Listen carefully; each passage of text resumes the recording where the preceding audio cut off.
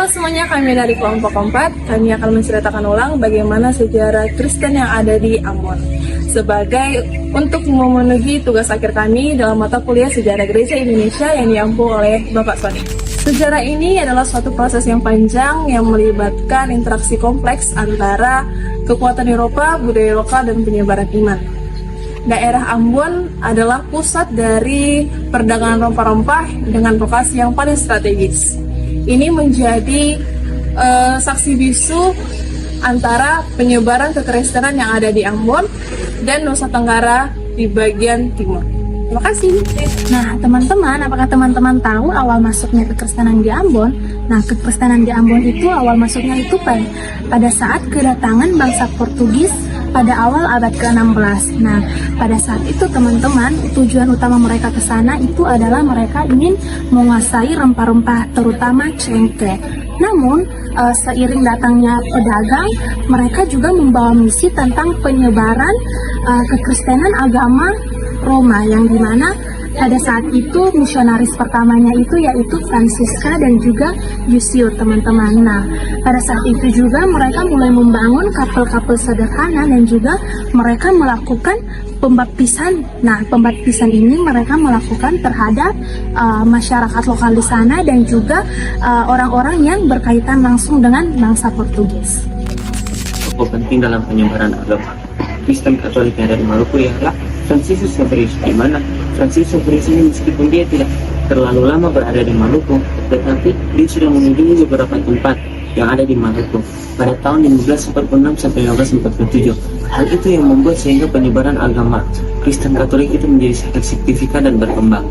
Nah, para misionaris ini membawa misi. Pada awalnya itu mereka melakukan pembaptisan massal, kemudian mereka melakukan pendidikan katekisme, dan kemudian mereka membangun gereja-gereja untuk bagaimana menarik agar masyarakat pada saat itu percaya kepada penyebaran agama Kristen Katolik.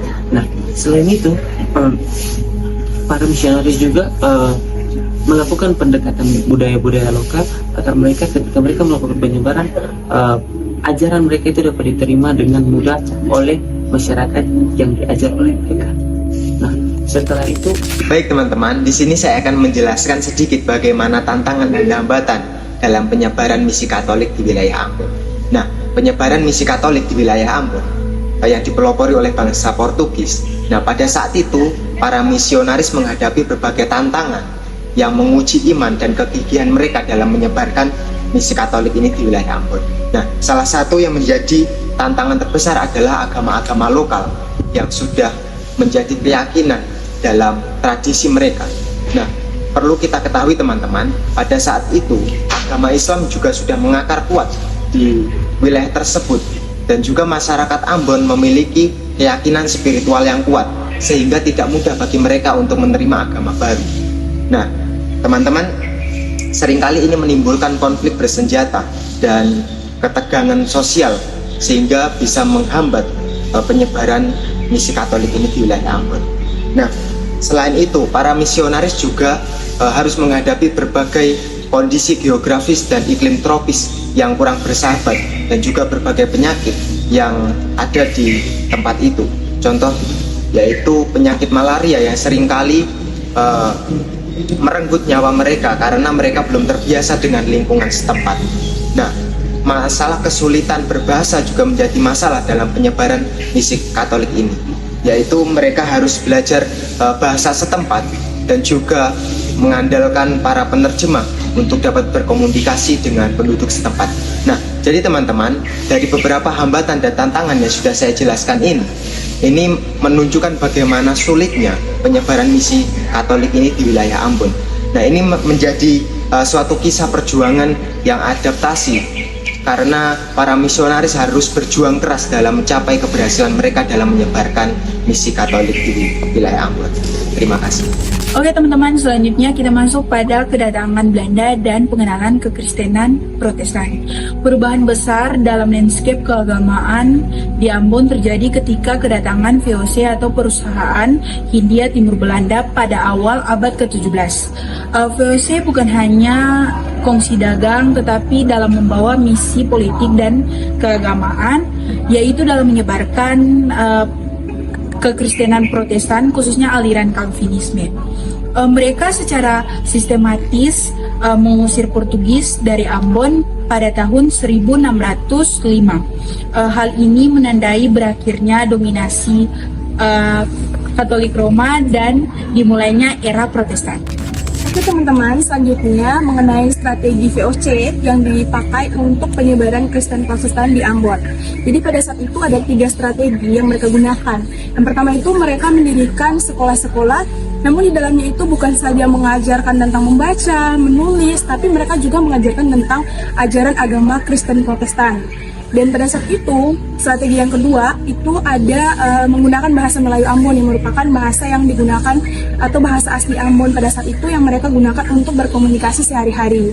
Jadi mereka menggunakan bahasa itu sehingga komunikasi antara mereka dengan orang-orang Ambon itu semakin lancar. Dan untuk strategi yang ketiga itu mereka mendatangkan pendeta-pendeta dan juga guru-guru jemaat dari Belanda sehingga dapat melayani di gereja-gereja yang didirikan di Ambon. Teman-teman, di sini saya akan menceritakan tentang pembentukan gereja Protestan dan organisasi gerejawi. Nah, di bawah VOC dibentuklah gereja Protestan yang kemudian dikenal sebagai Indeskar, Gereja Hindia atau Gereja Protestan Indonesia. Nah, jemaat-jemaat di Ambon menjadi bagian integral dari struktur gerejawi ini. Organisasi yang sangat ketat di bawah kendali VOC menjadi ciri khas mereka. Nah, para pendeta dibayar dan diawasi oleh VOC. Ini memastikan bahwa penyebaran agama sejalan dengan kepentingan ekonomi dan juga kepentingan politik Belanda. Oke, saya akan melanjutkan. Masuknya agama Kristen Protestan membawa dampak transformatif bagi masyarakat Ambon. Banyak masyarakat lokal memeluk agama Kristen, baik melalui konversi sukarela maupun tekanan politik dan keuntungan sosial yang dibawa oleh penguasa kolonial. Gereja sebagai pusat kehidupan melahirkan pendidikan Kristen yang mampu melahirkan nilai-nilai elit lokal yang terdidik, yang mampu berbahasa Belanda, yang merupakan itu bagian dari identitas Ambon sendiri. Teman-teman, bayangkan pada saat itu suasana di Ambon.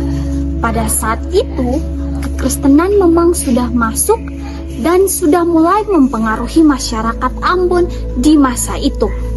Awalnya, kekristenan ini masih dilabeli sebagai agama asing yang dibawa oleh bangsa-bangsa kolonial. Tapi lama-kelamaan, kekristenan mulai diterima oleh masyarakat. Ya, meskipun pada saat itu penerimaan terhadap kekristenan ini tidak sepenuhnya itu murni. Masyarakat kebanyakan menerima kekristenan karena pada saat itu Belanda yang membawa kekristenan ini membawa keuntungan secara politik dan juga sosial serta pendidikan dalam masyarakat. Tetapi meskipun sudah banyak masyarakat yang menerima kekristenan karena ada keuntungan-keuntungan tadi, banyak juga masyarakat lokal yang tetap mempertahankan tradisi. Sebagaimana kita tahu, Kota Ambon sudah sejak dari dulu memegang tradisi dan adat yang mereka percayai. Tentunya tidak mudah bagi mereka untuk menanggalkan adat tersebut. Sehingga mulai ada penggabungan antara kekristenan dan juga adat Ambon pada saat itu. Jadi kekristenan dikolaborasikan dengan adat masyarakat pada saat itu. Sehingga mulai muncullah sebutan atau istilah bagi orang Kristen di Ambon pada saat itu, yaitu kekristenan kue lapis. Kekristenan kue lapis ini di mana itu menggambarkan masyarakat yang suatu lapisan masyarakat memegang kekristenan tetapi masih mempertahankan adat lama mereka. Baik, saya akan menjelaskan pada bagian kesimpulan yang dimana masuknya agama Kristen ke Ambon tidak terlepas dari masuknya Portugis yang mengawali membawa agama Katolik ke Indonesia. Namun cara pendekatan mereka terbilang kurang teratur, berbeda dengan bangsa Belanda yang membawa agama Protestan. terkesan lebih teratur dan dapat dikatakan lebih rapi, terutama cara pendekatan mereka melalui sekolah dan pendidikan. Cara mereka menyebarkan agama dengan melakukan pembaptisan massal dan melakukan pengajaran secara formal. Namun, respon dari orang Ambon tersendiri memiliki perbedaan. Satu, ada yang suka dengan atau setuju dengan penyebaran ke Protestan ini, dan ada juga yang menolak. Dan ada juga yang menggabungkan budaya lokal dengan ajaran Protestan atau disebut sinkretisme. Dari semua proses ini terbentuklah sebuah identitas Ambon yang kaya budaya dan kaya akan keberagaman yang dapat kita pelajari menjadi contoh bagaimana iman Kristen tumbuh di masa kita saat ini.